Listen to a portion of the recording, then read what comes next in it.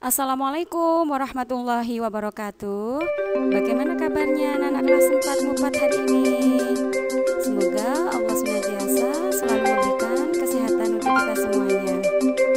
Pada kesempatan hari ini kita akan belajar tema 1, subtema 2, PB 1, 2, dan 3.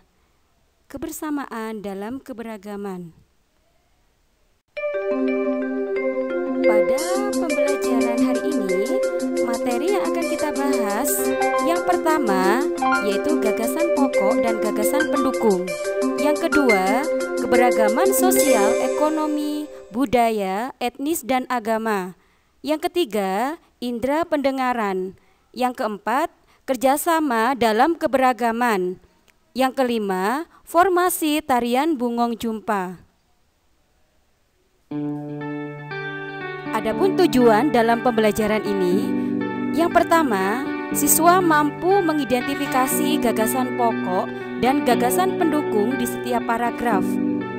Yang kedua, siswa mampu menjelaskan pengalaman sikap toleransi dan kerjasama antar teman berbeda agama sebagai identitas bangsa Indonesia dengan sistematis. Yang ketiga, siswa mampu menjelaskan proses terjadinya bumi dari sumber bumi hingga ke indera pendengaran dengan utuh. Yang keempat, siswa mampu menjelaskan pentingnya kerjasama dalam keberagaman dengan terperinci. Dan yang kelima, siswa mampu mengidentifikasi formasi tarian Bungong Jumpa dengan benar.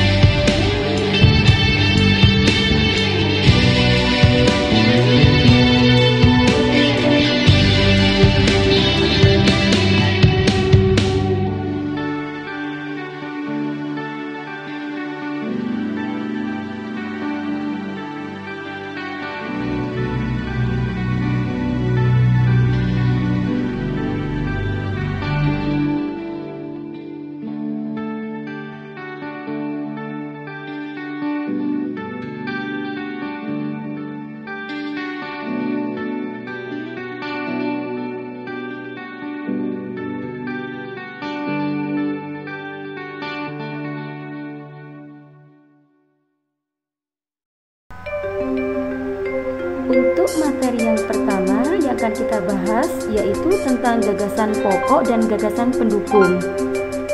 Pada pertemuan sebelumnya mungkin anak-anak juga sudah dijelaskan tentang gagasan pokok dan gagasan pendukung.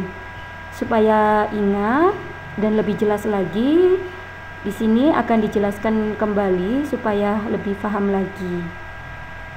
Bahwasanya gagasan pokok atau gagasan utama adalah ide dasar atau sebuah inti pembahasan yang tertulis di dalam paragraf. Gagasan utama biasanya terletak pada awal kalimat yang disebut paragraf deduktif atau akhir kalimat yang disebut paragraf induktif. Ada pula paragraf yang memiliki gagasan utama di awal kalimat dan di akhir kalimat yang dinamakan paragraf campuran. Adapun pengertian dari gagasan pendukung adalah merupakan gagasan penjelas yang menjelaskan dan menegaskan gagasan utama. Biasanya dalam gagasan pendukung ini dinyatakan dalam beberapa kalimat dan disajikan dalam bentuk contoh, data-data, atau kalimat pendukung. Supaya kita mudah dalam menentukan gagasan utama, maka kita perlu mengetahui ciri-ciri gagasan utama. Adapun ciri-ciri dari gagasan utama, yang pertama, terdiri atas satu kalimat utuh yang berdiri sendiri. Yang kedua, dibentuk tanpa kata sambung atau transisi. Yang ketiga, tersusun atas topik permasalahan utama yang dapat dijelaskan lebih lanjut. Yang keempat, memiliki kalimat yang jelas tanpa dihubungkan kalimat lain. Dan yang kelima, gagasan utama yang berada di akhir umumnya ditandai dengan kata oleh karena itu, kesimpulannya, oleh sebab itu, dengan demikian, dan lain sebagainya.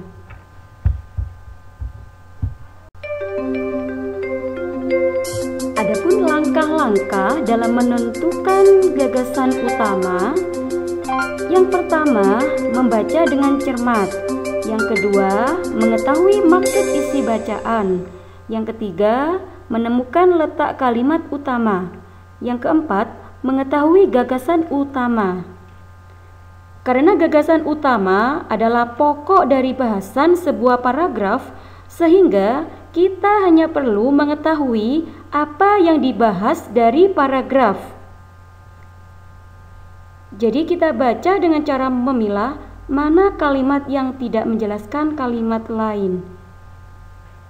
Setelah membaca dengan cermat sebuah bacaan dan mengetahui maksud isi bacaan tersebut, kita dapat mengetahui letak dari kalimat utama sebuah paragraf. Setelah menemukan kalimat utama, maka kita dapat mengetahui gagasan utamanya. Untuk materi yang kedua, yaitu tentang keragaman sosial budaya, etnis, agama sebagai identitas bangsa. Kita sebagai bangsa Indonesia tentunya telah mengetahui bahwasannya negara Indonesia kaya akan keragaman budaya. Salah satunya yaitu agama. Sesuai dengan semboyan bangsa Indonesia yang berbunyi Bhinneka Tunggal Ika. Meskipun berbeda-beda, tetapi kita tetap satu jua. Oleh karena itu, meskipun adanya perbedaan agama, kita harus saling menghargai antara penganut agama yang satu dengan penganut agama yang lain, agar tercipta rasa persatuan dan kesatuan. Dan juga pentingnya menghargai perbedaan agama. Yang pertama yaitu menjadikan hidup berbangsa dan bernegara terasa aman, tentram, dan damai. Kemudian juga tidak memunculkan perselisihan, permusuhan, atau kerusuhan yang dapat merugikan banyak pihak. Kemudian untuk materi yang ketiga yaitu tentang indera pendengar.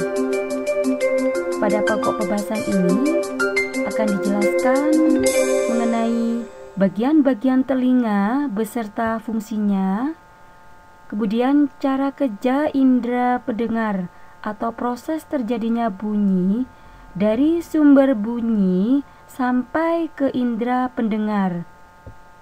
Kemudian juga tentang kelainan atau gangguan penyakit pada telinga, dan juga cara merawat telinga agar tetap bersih dan sehat. Untuk lebih jelasnya mengenai pokok pembahasan tersebut, mari kita simak video berikut ini.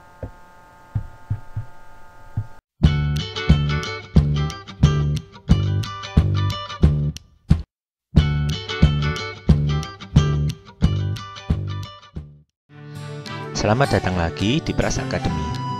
Kali ini kita akan belajar tentang indera yang berfungsi untuk menangkap bunyi, yaitu telinga.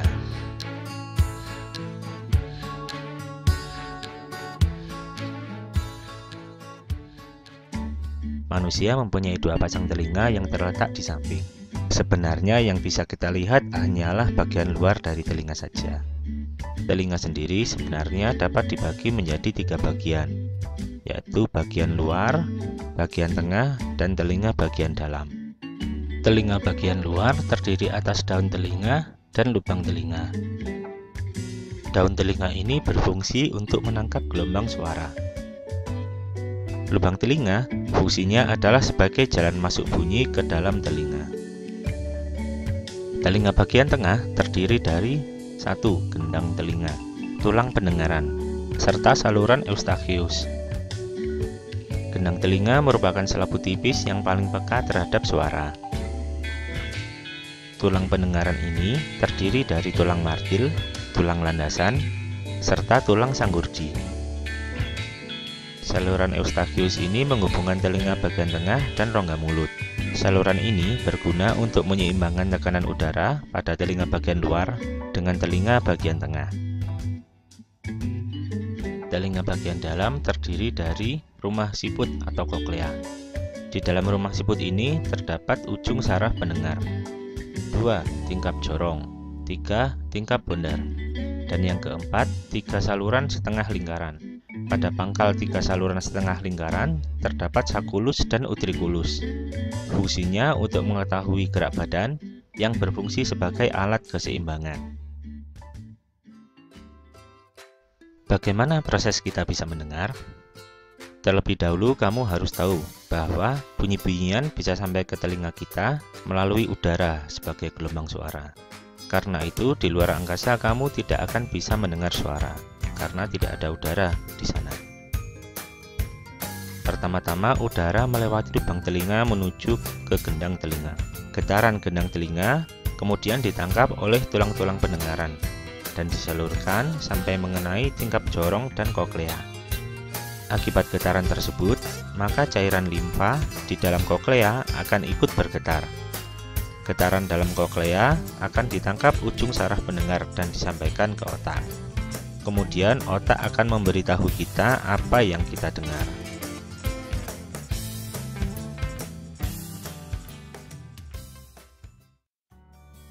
Seperti halnya bagian tubuh yang lain, telinga juga bisa mengalami gangguan dan penyakit.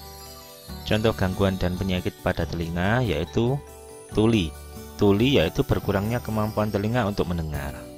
Hal ini bisa disebabkan oleh pecahnya gendang telinga, lubang telinga yang tersumbat, rusaknya saraf pendengaran, atau ada pengapuran pada tulang pendengaran. Otitis media yaitu infeksi pada telinga bagian tengah yang disebabkan oleh kuman. Di dalam rongga telinga bagian tengah terdapat nanah. Otosklerosis yaitu tumbuhnya tulang pendengaran yang berlebihan sehingga penghantaran suara bisa terganggu. Nah, bagaimana cara kita untuk merawat telinga? Agar telinga bisa berfungsi dengan baik, maka perlu dilakukan perawatan yang baik pula. Perawatan ini bisa dilakukan dengan cara tidak mendengarkan suara yang terlalu keras dalam waktu yang terlalu lama. Membersihkan telinga secara teratur dengan benda yang halus supaya tidak melukai telinga. Jika ada gangguan pendengaran, segeralah periksakan diri ke dokter THT. Jangan memasukkan benda-benda ke dalam telinga, meskipun itu untuk main-main, seperti beras, kacang hijau, durian, nangka, apel, ban sepeda. Jangan ya. Jadi telinga yang baik dan sehat adalah telinga yang tidak lembab, tidak berbau, dan tidak kotor. Oke, sekian dulu dari Pras Academy. Sampai jumpa di video pembelajaran selanjutnya. Semoga ini menambah pengetahuan kamu. Terima kasih.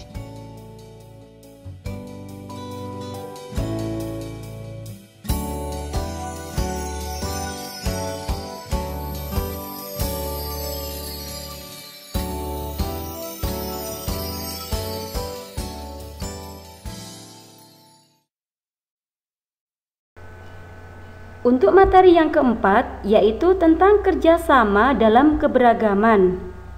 Apa itu kerjasama? Kerjasama adalah sebuah usaha yang dilakukan oleh beberapa orang atau kelompok untuk mencapai tujuan bersama. Kerjasama merupakan interaksi yang sangat penting bagi kehidupan manusia, karena manusia adalah makhluk sosial yang saling membutuhkan. Sebagai makhluk sosial, maka kita perlu bekerja sama antara individu yang satu dengan individu yang lain, atau kelompok satu dengan kelompok yang lain dapat bekerja sama dengan baik. Apa manfaat kerjasama?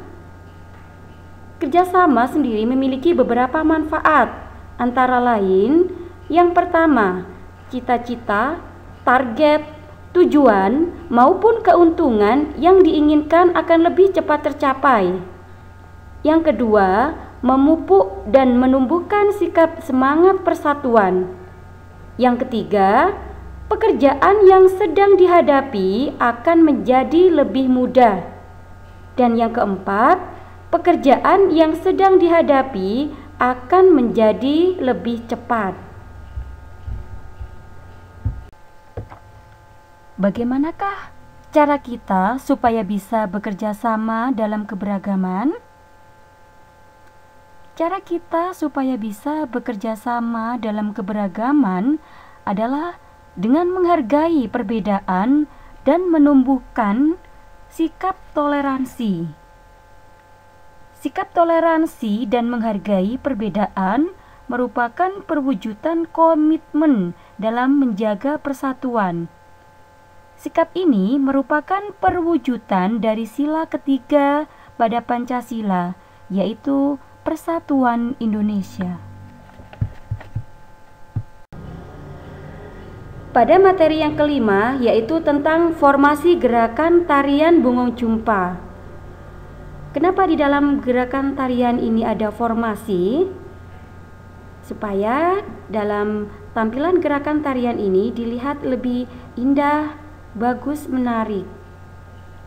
Adapun dalam formasi gerakan tarian Bungong Jumpa ada 4. Yang pertama, formasi gerakan A, yaitu berbentuk horizontal, lurus. Anggota penari berjajar dari samping kiri ke kanan atau sebaliknya, ke kanan ke kiri. Kemudian formasi gerakan yang B, yaitu berbentuk huruf V. Pada formasi gerakan tarian Bungong Jumpa yang ketiga ada formasi gerakan C. Dalam formasi ini berbentuk lingkaran. Kemudian yang keempat formasi gerakan D, yaitu berbentuk zigzag. Nah, itulah beberapa gerakan atau formasi gerakan pada tarian Bungong Jumpa.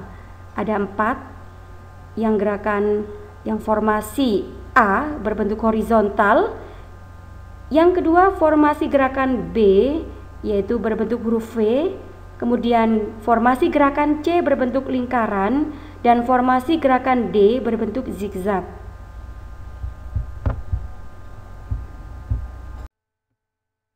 Demikianlah penjelasan dari materi tema 1 subtema 2, pembelajaran 1, 2, dan 3. Semoga materi yang sudah tersampaikan tadi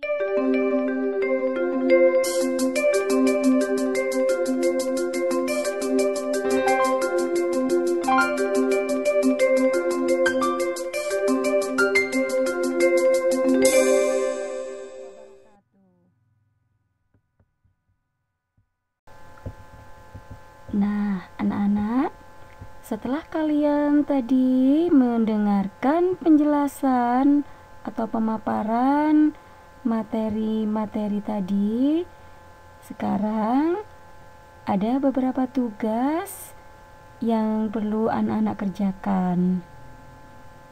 Nah, sebelum mengerjakan tugas, jangan lupa berdoa dulu ya.